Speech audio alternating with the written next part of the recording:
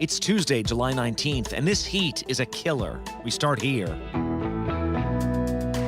This is a natural disaster. As temperatures rise here in the States, the life-threatening effects of climate change are becoming even more visible in Europe. They could be seeing this week the highest temperatures in recorded history. Heat waves are now overtaking areas where no one has air conditioning. We'll take you there.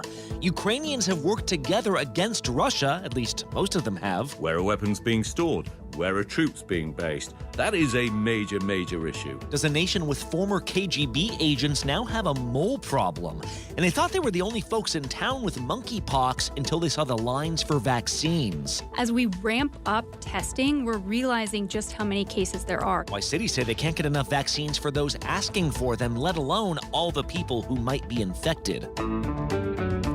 From ABC News, this is Start Here. I'm Brad Milkey.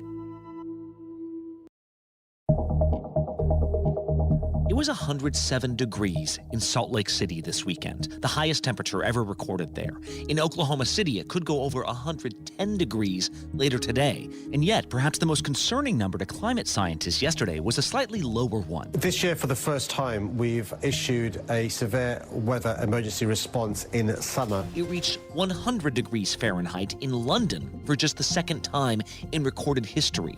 Because the dangers of climate change are not just about the highest temperatures and the hottest regions. No, it's also about high temperatures in places that were not built for them. In London, a city not used to being extremely hot, it reached 100 degrees Fahrenheit. To put this in perspective, a couple years ago, British officials put together a mock-up of what a heat wave could look like in the year 2050. Bad news, the temperatures look just like this, and it could be hotter today. It is actually far too hot in London today. I'm going through a shopping mall just so I've got air conditioning. And as if to illustrate how ahead of schedule we could be, there was this dumbfounding photo yesterday of a guard at Buckingham Palace in his usual heavy red tunic, black bearskin hat, sweating profusely, staring straight ahead as a staff member gives him a desperately needed drink of water. We have nothing.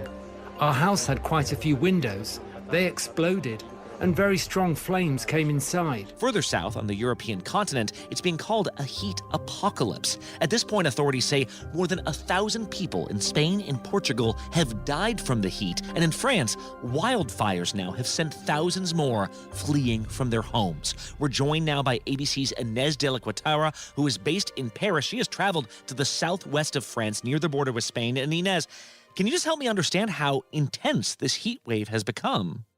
Yeah, so it is super intense. We are just outside of Bordeaux. Firefighters here are fighting two different blazes. It's a day again to stress, a day again to worry. And more than 16,000 people have been evacuated. More than 1,000 firefighters are still battling these two fires. They've been doing so for days, and they are still struggling to get them under control. We spoke to firefighters today. They say that the conditions from today were the worst they've been since they started fighting these fires. That's because of the these extreme temperatures. So temperatures here in the Bordeaux region reaching 110 degrees, and also because of the strong winds. So those winds continue to get stronger, and they keep changing directions, which means they are constantly reigniting fires that firefighters thought they had put out.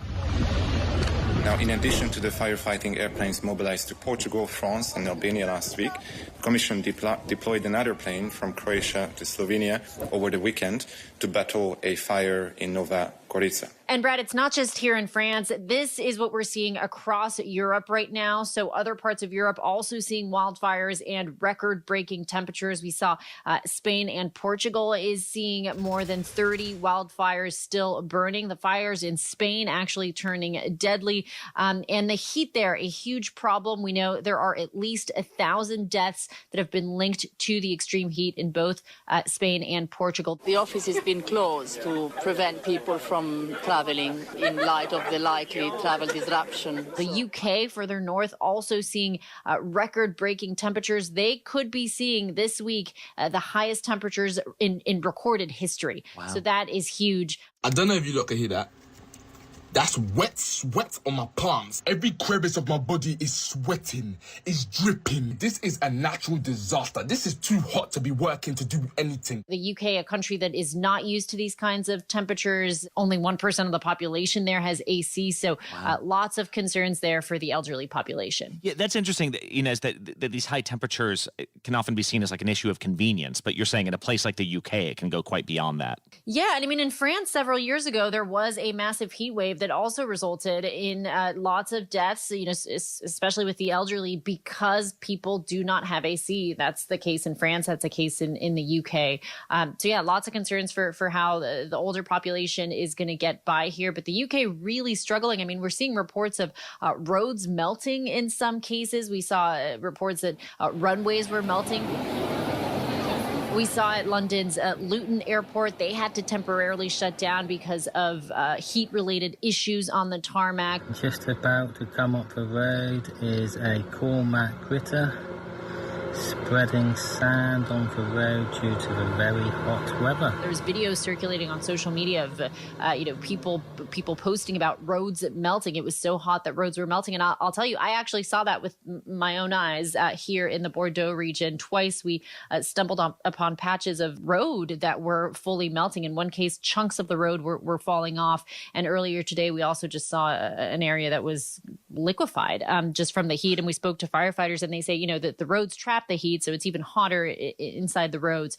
And they were saying that concrete, the temperature was probably around 140 degrees.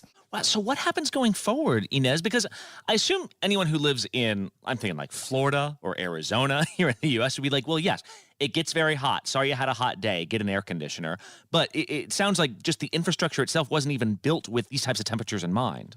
That's right. Yeah. And, it's interesting to being here as, for ABC News, American television. We explain to people what we are, that we're here for American television. And a lot of them, reference the wildfires in California. And I've heard over and over again this week that they feel the Bordeaux region is now turning into California. And what they're seeing play out here, the fires here, remind them of the fires they've seen in California. So, no one in France has AC either. It's extremely hot. I mean, people might start getting AC. I don't know. I think people are concerned. I've asked firefighters too if they're concerned about their jobs going forward, and the overwhelming response is yes, that they have seen conditions worsen in the last few years, and they are concerned about what could happen in the coming years. I want to say that evidently climate change kills. It kills people, kills our ecosystem, the biodiversity. The French Firefighters Federation actually did make the link to climate change. They said that, we're not going to have to wait until 2030 to see the effects of climate change, that we are seeing the effects of climate change right now, and that it's firefighters who are having to deal with the effects of this firsthand. Right, because climate change is leading to so many escalating temperatures. You add more air conditioners to the mix, that's more emissions. You add more energy to cool everyone down, and it creates this sort of spiral of a problem. Inez de la Guitarra there, right outside Bordeaux. Thank you so much. Thanks, Brad. Next up on Start Here, the president of Ukraine spies a problem. We go to Kyiv after the break. With so much at stake, so much on the line, more Americans turn here than any place else. ABC News World News Tonight with David Muir, America's #1 most watched newscast, now streaming on ABC News Live. This is ABC News Live. The crush of families here in Poland. At refugee centers. In Putin's Russia. On the ground in Ukraine. Close to the front line. Here at the White House. Destructive Cat 4 storm. Here along I-5. Boston is in the bullseye. Let's go. We made it. ABC News Live, America's #1 streaming news. Anytime, anywhere. Streaming 24/7 straight to you for free. Thank you for making ABC News Live America's #1 streaming news. Admit it, these days, what you need to know seems to change just about every day. What is it that you really want to know, need to know? To help you not just get through your day, but to make the most of it. Feel smarter. Feel better. Feel happier. Well, how about a third hour of Good Morning America? GMA 3, what you need to know. Now streaming on ABC News Live. It's all about you. This is a story I wish I never had to tell. It haunts me every day. As a Girl Scout, I never once thought anything bad could happen. But I came to learn what murder was. 3 Girl Scouts were discovered today. This case is mystery upon mystery. When I think of those 3 girls, I wonder what's the best way to honor them. That's why I've come back home, to find answers, once and for all. I know what happened, and I'm not guilty. Why the fascination with criminal trials? Figure out what's really out there. She revealed she had murdered his family. I know in my heart they did this. It's the time of suspicion. The ending's really tough. You don't know whether truth is going to be difficult to find unless you try to find it.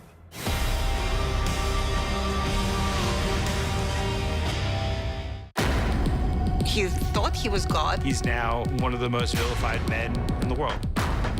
He is the everyman. Zelenskyy is the Tom Hanks of Ukraine. The fact that a little nice Jewish boy is 5'7" is showing up this KGB agent in the Kremlin. What do you say to Americans who see Russia and you not only as a rival, but an unfriendly adversary? 2 men at war. Which Vladimir will take over. The world is not going to be the same. You never know what you're going to get on this show. That's all I'm going to tell you. Yes, Whoopi! This mic on? Can you hear me out there? Behind the scenes is always a better show. Absolutely, absolutely. That's what people don't see during the commercial break. Right, they don't. What happened? I had no idea really what I was getting myself into. That day that we walked out, I treasure that day. I couldn't sit there. You're doing good, Joy. You're doing good. Oh, yeah, baby. It was crazy. Behind the Table. Listen wherever you get your podcasts. Elizabeth Holmes found guilty on 4 counts of fraud, facing the possibility of decades in prison. Now, we take you inside the courtroom and behind the scenes. The Dropout, Elizabeth Holmes on Trial. Listen wherever you get your podcasts. America's #1 news, ABC News. Most watched, most trusted, and streaming live to you anytime, anywhere, and free. This is ABC News Live, America's #1 streaming news, free to you 24/7. Watch America's #1 news whenever you want it, wherever you are, anytime. ABC News Live, streaming live and free on all platforms. National parks are incredibly safe places, but crime will happen. My wife had fallen. She's in really critical condition. At that time, I thought it was just a tragic accident. There's still a lot of questions we need to ask. There were small things that didn't totally add up. This is 2 lives for Harold that have died now. I was shocked. Something's not right. ABC News, America's #1 news source.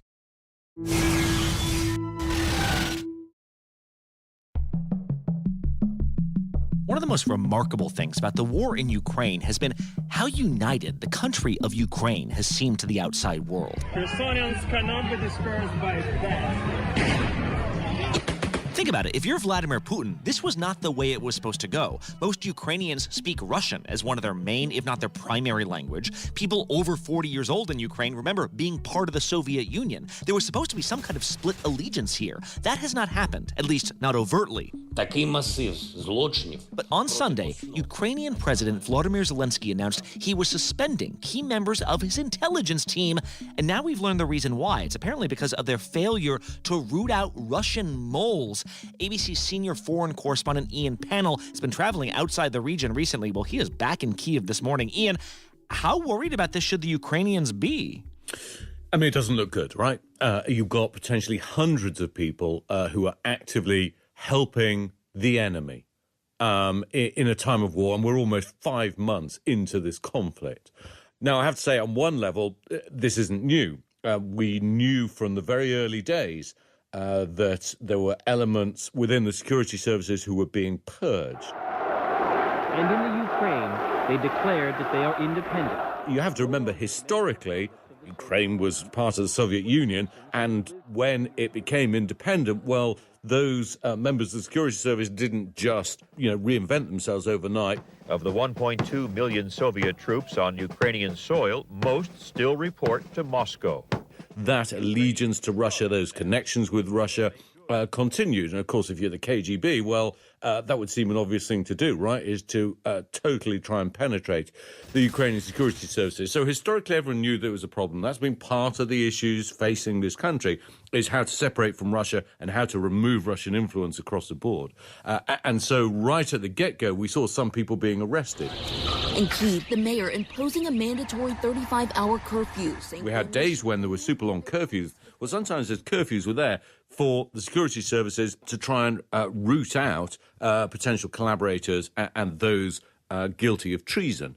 Now, having said all that, even though we knew it was going on, what's happened is you've got these two key people, the head of the SBU, which is the Ukrainian version of the KGB, and you've got the prosecutor general who's in charge of investigating war crimes, both essentially being put on gardening leave while they're investigated further for failing to deal with this problem. Zelenskyy saying there are hundreds of people still there providing intelligence, details of where are weapons being stored, where are troops being based. All of that kind of key intelligence would potentially be invaluable. Zelenskyy said more than 60 officials from the pair's departments were now working against Ukraine in Russian-occupied territories and noted the problem had touched other departments as well. I think the Ukrainians have found it very, very difficult to go public with this because it is an admission of failure. It's admission that they've got a problem inside their own doors, and it potentially undermines the very war effort that everyone's supposed to be pulling together to try and achieve.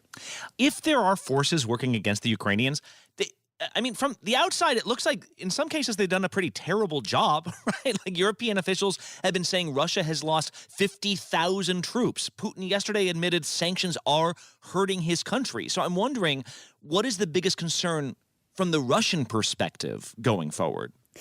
Yes, I think you raise a very good point there. You know, what on earth have all these people who've been on the on the payroll of the KGB actually been doing? Bear in mind, if you think of the early stages of the war where the Russian campaign was clearly running into major difficulties. Things really have flipped on their head now. You're now looking at a very realistic proposition that, as Vladimir Putin said that he wanted to do, that Russian forces could take the Donbass. Is starting to look like a very real possibility. But at a heavy cost to Russia. In eastern Ukraine, Russia's still slowly grabbing land. Putin's war of attrition claiming so many lives. Now, we shouldn't underestimate his capacity to bear those losses, to bear the cost of the sanctions. And he turns the sanctions on its head, as they did when they were essentially food and agriculture sanctions imposed on Russia years ago. They developed their own domestic kind of, farming to try and compensate for that. And that's pretty much what happens. People buy homegrown produce much more than relying on imports. We shouldn't forget he's not as isolated as we think. Sanctions are having an impact, but are not having the devastating impact, especially with oil prices being so high, that many people expected. And American weapons are making a difference.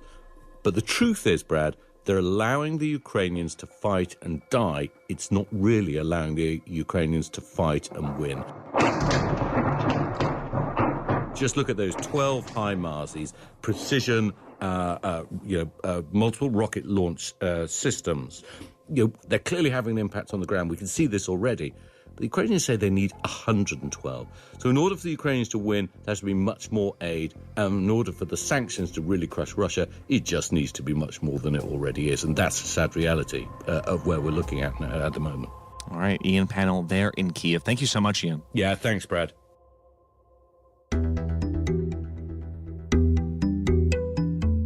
In the last few days, Los Angeles County has announced it could be re-implementing an indoor mask mandate to protect people from COVID-19. San Diego's public school district is bringing back mandatory masks for students and staff. But there is another virus that public health officials are worried about right now as well. Not nearly to the extent that COVID is reshaping the nation. But that's part of what has made monkeypox so concerning to a lot of doctors and patients. That even as doctors recognize the spread, the tools to stop it aren't really there. And while there are vaccines, there's been such a rush to procure them that local officials feel in over their heads. Let's check in with Sony Salzman from ABC's medical unit. Sony, we've now got New York City reporting hundreds of cases. Washington, D.C. is actually the highest case count per capita. None of this is rivaling COVID, but in both of these areas, vaccine giveaways have been swamped. People feel confused. How big of a public health risk is monkeypox becoming? Well, it's a really crucial time in the monkeypox outbreak because as we ramp up testing, we're realizing just how many cases there are. So, some level setting, there are nearly 1,500 cases that we know of, but experts expect that there are a lot more. And as we have seen this growing awareness of monkeypox, there's been a growing demand for monkeypox vaccine. And that's where you can see these shocking images of lines in big cities. I was trying to schedule an appointment in the city, and the website crashed. I'm like, come on, after 2 years of administering millions of vaccines, we still don't have like a coherent, like reliable system. Monkeypox is a virus, and it spreads like many other viruses do. Unlike COVID, it's not really a respiratory virus. You could potentially spread it through droplets, but you'd really have to get up in someone's face. It is mostly spreading through skin-to-skin contact. So what monkeypox does is it creates blisters across different parts of your body, and typically someone else gets infected if they touch or are somehow exposed to those blisters. Well, and can we talk more about who's getting it? Because it sounds like when we see these lines, the vast majority of people who have reported cases, like well over 90% of cases, are among men who have sex with men, right? And then you got public health officials saying, we don't want to make the mistake of singling out a certain group, but you also have members of the public, even in the gay community, saying, please treat us like adults and just speak to us in plain English about what you know. So what do we know? Like, what is the case on transmissibility here? Yeah, so I think that's a really important point that you just made, right? Both things are true at once. This is a virus that does not discriminate. It will spread between any two people.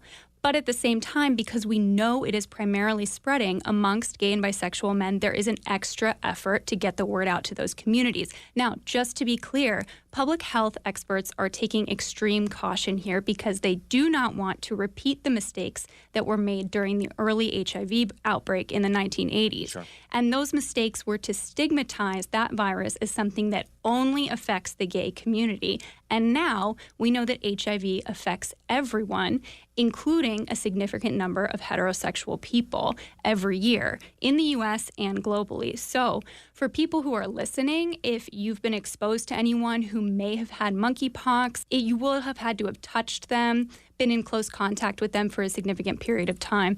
So if you have an unusual rash that you've never seen before, call your doctor. They might not know about monkeypox. I think that's really important for people to remember as well. Most doctors in the United States will have never seen a case of monkeypox. Sunday morning, I woke up with an insane rash on my forehead and chest. We've seen so many cases of people taking to social media to express frustration about seeking a test and finding a vaccine. The lady I talked to at the CDC had no idea what she was talking about. Couldn't answer any of my questions. I have not been able to get tested anywhere. Doctors have refused to see me, and I have this mysterious and painful rash all over my face, chest, arms, back. And so it may take patients, who are highly educated to do a little educating themselves. If they encounter doctors who've never heard of this, it can be a frustrating experience for people who feel like they might have these monkeypox symptoms. That's really interesting. And so that as a function of all that, what you said about who's getting it, how they're getting it, the lack of kind of knowledge about it in the past, are there ways to make sure that vaccines or other countermeasures will be available to those who need them? There has been some criticism that this has been too slow. As we've seen, demand is outstripping supply. But testing is ramping up. Now the U.S. has 5 laboratories that are doing testing with a capacity of about 70,000 tests a week, and hoping to continue to ramp up there. And when it comes to the vaccine, there are 2 vaccines that can be used to treat this. One vaccine is called the Jynneos vaccine, and it is strongly preferred. It is specifically approved for monkeypox and not a closely related cousin, smallpox, and it has far fewer side effects. So the U.S. is currently, scrambling to get more of this vaccine. They've released kind of 30,000 doses so far. They hope to obtain 700,000 doses kind of in the coming month, 2.5 doses by next year. But again, because we're seeing the outbreak happening now, you're seeing that demand exceed the supply that's available. All right, so Jynneos vaccine, that's the vaccine that's been developed specifically for monkeypox. And we should say, you only need that vaccine if you have been exposed to monkeypox or you're at higher risk of being exposed. Sony Salzman, really helpful as always. Thank you so much. Thank you so much, Brad. And one last thing. A few days ago, I was on my bicycle going on the road, and I noticed a vacant storefront of what used to be a Toys R Us. And I said to myself, that's such a bummer. You know, Toys R Us was such a fun place to go as a kid. Well, I did not know that Toys R Us is about to make a comeback. In fact, they're about to be everywhere. I don't want to grow up. I'm a Toys R Us kid. Remember, after 60 years in business, Toys R Us went bankrupt in 2018 and closed all their stores. Well, yesterday, Macy's announced it will install Toys R Us storefronts in many of their locations. Within months, where you see a Macy's, there will likely be a Toys R Us inside, which says a lot about the business model for both these companies. For Toys R Us, the idea of reopening huge standalone locations in the internet age might not make sense anymore, but the brand remains strong, particularly among the millennials who grew up in the aisles. I don't wanna grow up. I'm a Toys R Us kid. Macy's is trying to avoid the similar fate of its bankrupt colleagues who have lost out among people who would rather just go online or go to Walmart. But if the goal is to get foot traffic in your Macy's, what better draw than toys, right? I saw a couple of things. What do you think? I think they're good. Think it might make it on your Christmas request list? Mm-hmm. Kids might be the only ones among us that don't want to spend their time clicking around for a sale. They just want to play. And that's what Macy's says it can promise. Some of these stores within a store will be upwards of 10,000 feet, complete with demonstration tables for new games and a life-size Jeffrey the Giraffe for kids' photo ops or just for Toys R Us kids who don't want to grow up. I say kids don't want to do online shopping. I guess now that I think about it, I do see kids very carefully studying unboxing videos of the stuff they really like. So maybe the strategy is even less about these kids and more just getting their millennial parents to drag them in for some nostalgia. Hey, if you're feeling nostalgic about us already, you can't wait for another episode. Go ahead, hit that subscribe or follow button right now. You will get a new episode delivered to your phone first thing in the morning. I'm Brad Milkey. See you tomorrow.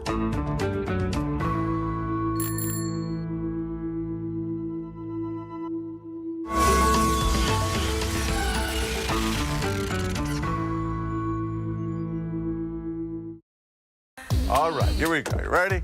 Let's do it. Yes.